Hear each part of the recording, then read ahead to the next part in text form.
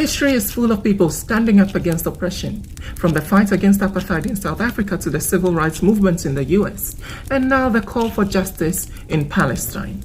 But time and time again, there are those who attempt to silence these movements using a simple yet dangerous argument. But they started it, or but they did it too. Let's talk about why this reasoning is not just flawed, but deadly. The logical fallacy of "but they started it." When people say they started it, what they are really doing is trying to justify violence and oppression as a reaction, rather than addressing the harm being caused. But here is the problem. If every atrocity were excused because of something that happened before, then genocide, apartheid, and oppression would never be challenged because violence would always have an excuse. Then there is the other classic, "but they did it too." This argument suggests that because oppression, colonialism, and violence have happened somewhere else, there is no need to fight against it here and now. But that's a distraction, a way to shut down conversations about real suffering. Think about it.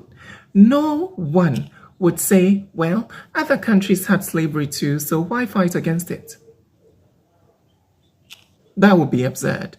And yet, some people go as far as bringing up Barbary slavery, a system that ended centuries ago to dismiss the continued impact of transatlantic chattel slavery. Let's be clear. No one today is suffering the effects of Barbary slavery. There are no policies, no police brutality, no prison industrial complex designed to target the descendants of white Europeans who were enslaved in North Africa. But Black people, whose ancestors were brutalized from centuries under chattel slavery, are still facing the very real consequences of that system today. This isn't a history lesson. This is reality. So when someone says, but what about Barbary slavery? Ask them, who is still being denied human rights because of it? Who is still being lynched, over-policed, or forced into poverty because of it? The answer is no one.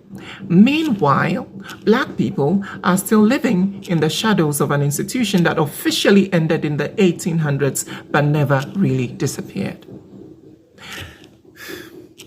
Dismissing activism with these arguments is not just ignorance, it's dangerous. It allows governments and institutions to continue oppressing people without consequence. It tells the oppressed that their suffering is unimportant. And worst of all, it makes people comfortable with injustice. If we want to stand on the right side of history, we must reject these arguments outright. We don't ignore one injustice just because another exists. We don't justify oppression because of past violence, and we don't let oppressors set the terms of the debate. The fight for justice is interconnected. Black liberation, Palestinian freedom, indigenous rights, they are all part of the same struggle. So, the next time someone tries to silence activism with, but they started it, or but they did it too, remind them, justice is not a competition, it's a necessity.